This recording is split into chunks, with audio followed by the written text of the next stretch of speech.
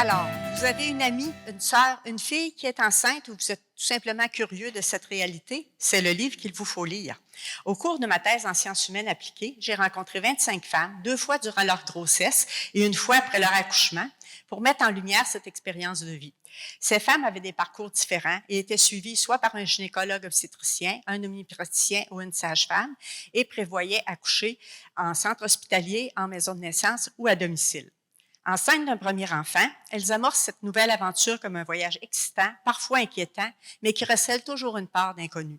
Très tôt, la plupart ont recours aux divers tests et examens médicaux car elles éprouvent le besoin d'être assurées. Ce livre permet de voir également leur vécu au fil des semaines.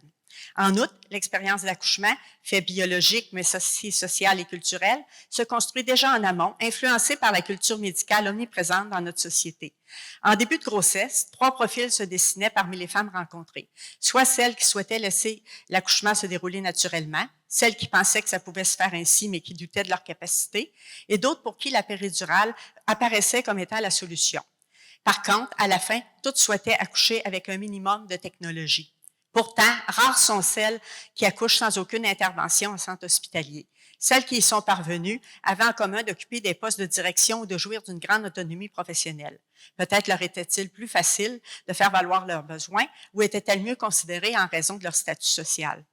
L'ère de la biotechnologie influence les manières de penser et transforme l'effet de la vie en contrôlant les processus naturels. Elle conditionne à penser qu'une grossesse réussie ne peut l'être sans médicalisation. Comme près des 3/4 des femmes reçoivent une péridurale et que plus de 1 sur 4 a une césarienne, comment peut-il demeurer possible de penser l'accouchement autrement? Avec ce livre, je vous invite à entamer une réflexion sur comment se transmet une culture de peur et de risque dans un événement profondément humain.